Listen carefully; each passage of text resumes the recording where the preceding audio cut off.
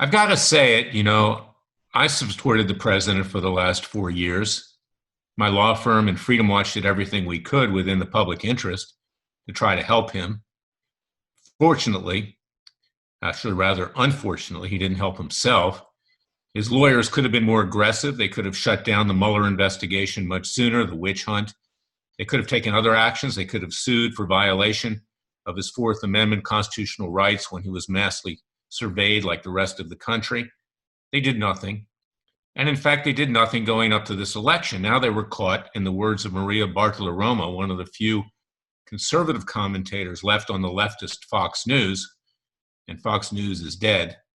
The wicked witch of the former right is dead because of what it did during this election, trying to subvert Donald Trump and harm him through Chris Wallace and others, premature election forecasts and things like that, and even putting up after November 3rd that Biden had won on the screen continuously, which continues to today.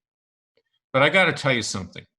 Despite all of that, despite the fact the president did nothing to help himself, what he's doing now, unfortunately, is too little too late.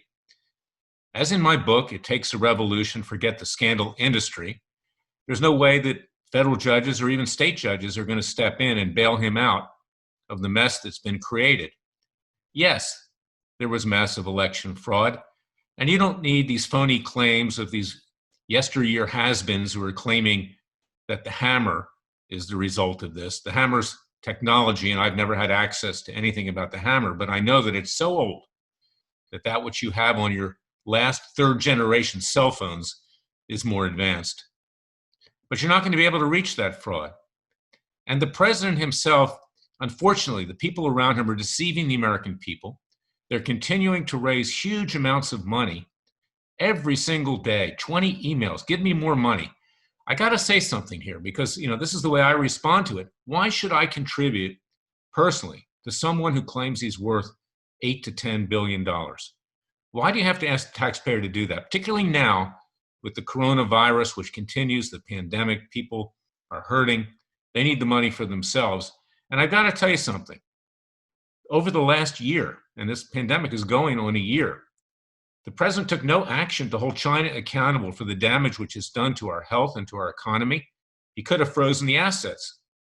It was your freezing that the Chinese have in this country, trillions.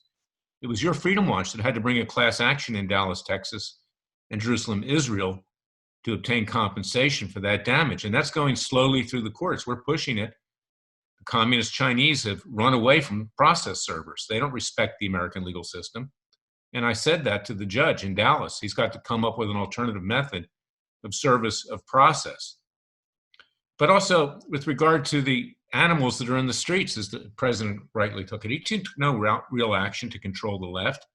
And in fact, just last Saturday, they were rioting in Washington, D.C. Now, apparently, some people beat the crap out of them.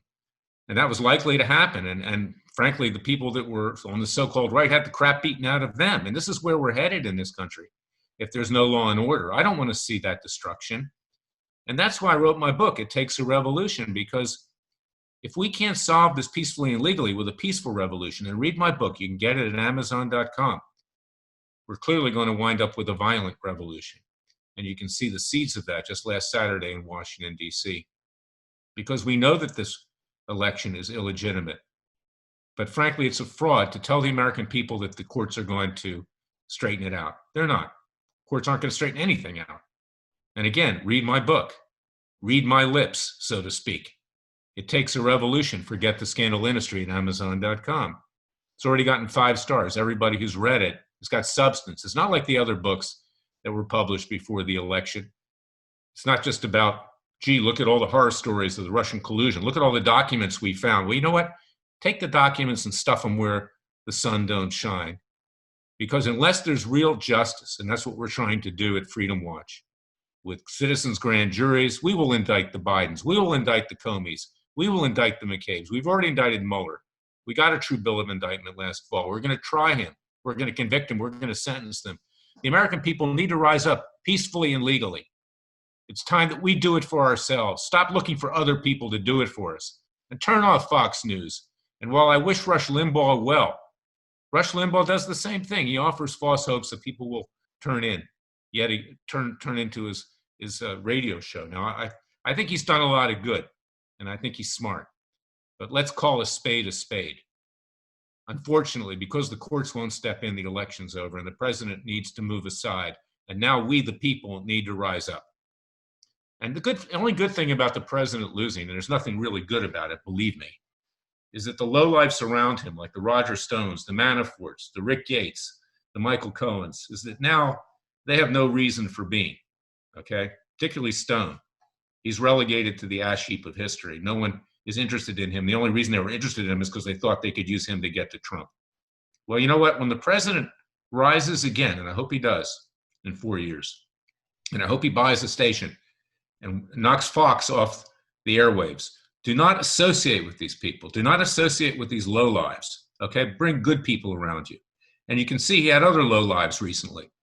All the people that he had hired in the defense industry cut the legs out from under him and quickly supported Biden. And this is something which he needs to keep in mind. You are who you associate with. When you associate with excrement, you start to smell like it. And the president needs to move forward with good people, with reputable people, with people who really have his back and know what they're talking about and are loyal. And that's my message for today, is that I'm loyal to you and the American people. I'll say what I have to say. I don't care who I have to criticize. I don't care where the chips fall. I'll say what I think is right. I may not always be right, but I'm doing what I think is right under God's guidance. So I want you to do the same. Purchase my book, It Takes a Revolution. Before you read it, read the Declaration of Independence. When the bonds of government are broken, people have a God-given right to form a new government by and for the people with inalienable rights for everyone. And that's where we're headed. And I'm trying to do it peacefully and legally. So read my book, It Takes a Revolution.